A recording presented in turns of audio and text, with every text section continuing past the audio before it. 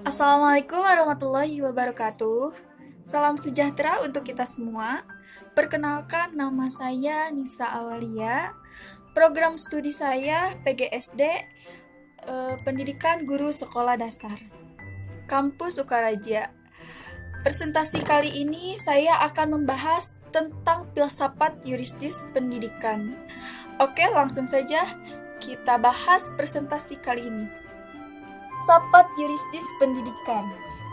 Manusia sangat membutuhkan pendidikan dalam mengurangi hidup dan kehidupannya. Karena pendidikan adalah usaha manusia agar manusia dapat mengembangkan potensi yang ada pada dirinya melalui proses pembelajaran. Untuk menjamin akan pencapaian dan pemerataan hal tersebut, pemerintah wajib untuk membuat suatu aturan atau hukum. Sebagaimana dalam pembukaan Undang-Undang Dasar 45 Alinea 4 bahwa tugas dan kewajiban negara kepada rakyat adalah salah satunya mencerdaskan kehidupan bangsa, dan dalam Undang-Undang Dasar 1945 Republik Indonesia pasal 31 ayat 1 menyebutkan bahwa setiap warga negara berhak mendapatkan pendidik, dan ayat 3 menegaskan bahwa pemerintah mengusahakan dan menyelenggarakan satu sistem pendidik nasional dalam rangka mencerdaskan kehidupan bangsa yang diatur dalam undang-undang. Untuk itu, seluruh bangsa yang merupakan salah satu tujuan dari negara bangsa Indonesia. Setiap negara memiliki aturan perundang-undangan sendiri. Tindakan dan keputusan negara itu harus berdasarkan undang-undang negara tersebut. Para pendidik dan tenaga pendidik perlu memahami dan mengetahui berbagai landasan. Para pendidik dan tenaga pendidik perlu memahami dan mengetahui berbagai landasan yuristis atau hukum. Sistem pendidikan yang ada di negara Indonesia dan menjadikan sebagai titik tolak atau barometer dalam pelaksanaan peranannya sebagai seorang pendidik dan tenaga pendidik. Oke, lanjut. Apa pengertian landasan yuristis pendidikan? Apa hubungan antara pendidik dan hukum? Apa saja landasan yuristis penyelenggaraan sistem pendidikan nasional? Dan apa saja landasan yuristis mengenai kelembagaan pendidikan?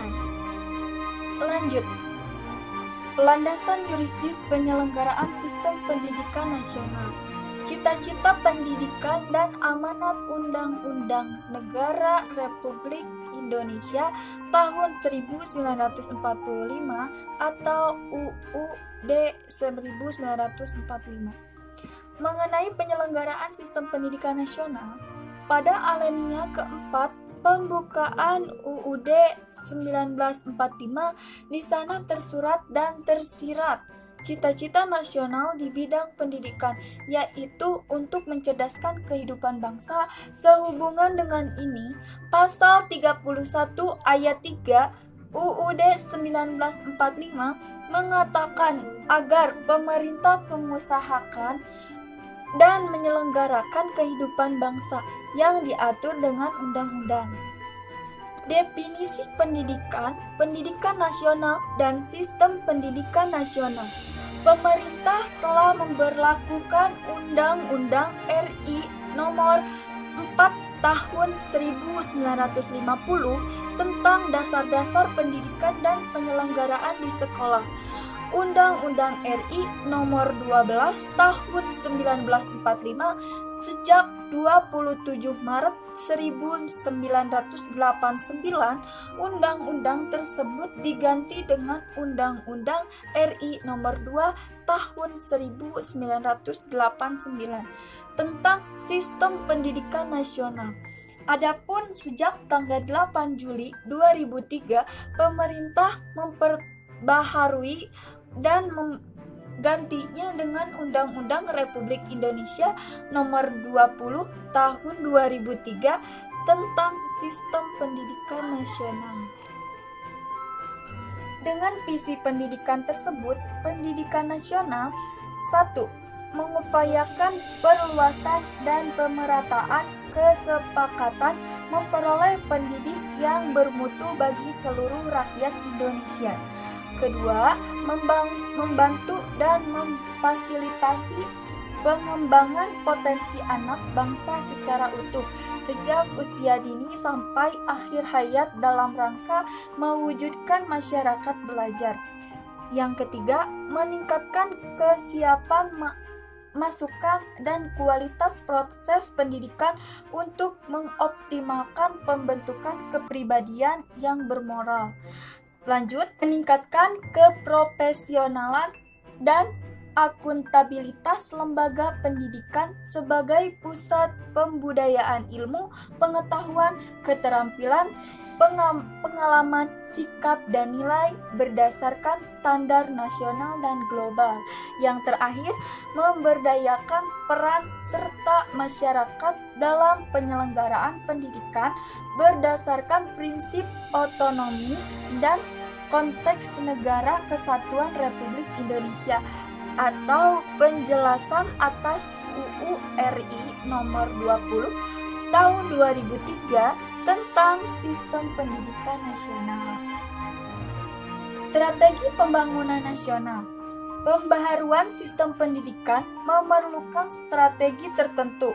Adapun strategi pembangunan pendidikan nasional meliputi: pertama, pelaksanaan pendidikan agama serta akhlak mulia. Lanjut, pengembangan dan pelaksanaan kurikulum berbasis kompetensi, proses pembelajaran yang mendidik dan dialogis, evaluasi, kreditasi, dan sertifikasi pendidik dengan memperdayakan peningkatan keprofesionalan pendidik dan tenaga pendidik.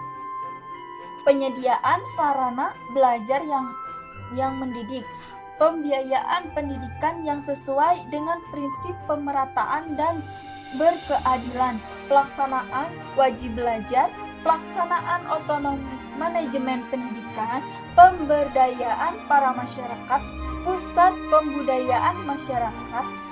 Terakhir, pelaksanaan pengawasan dalam sistem pendidikan nasional, penjelasan atas Undang-Undang Republik Indonesia Nomor 2 Tahun 2003 tentang Sistem Pendidikan Nasional. Lanjut, prinsip penyelenggaraan pendidikan. Dalam konteks sistem pendidikan nasional, ditegaskan agar penyelenggaraan pendidikan didasarkan pada prinsip-prinsip sebagai berikut. Yang pertama, pendidikan diselenggarakan secara demokratis dan berkeadilan serta tidak didiskriminatif dengan menjunjung tinggi hak asasi manusia, nilai keagamaan, nilai kultural, dan kebanejemukan bangsa.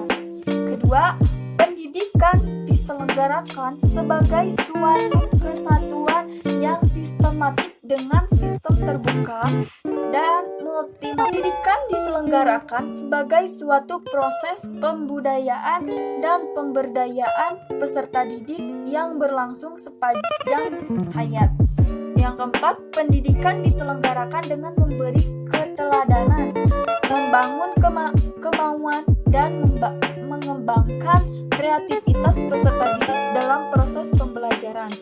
Pendidikan diselenggarakan dengan mengembangkan kebudayaan membaca, menulis, berhitung bagi segenap warga masyarakat. Yang terakhir, pendidikan diselenggarakan dengan memberdayakan manusia.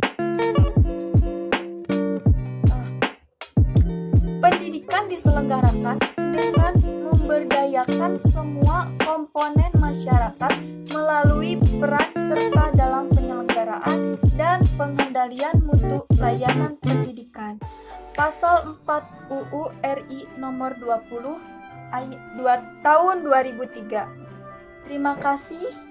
atas ketenangan Anda dalam mengikuti presentasi kali ini. Semoga dapat menambah wawasan Anda, dan apabila ada tutur kata saya yang kurang berkenan di hati Anda, mohon untuk dimaafkan.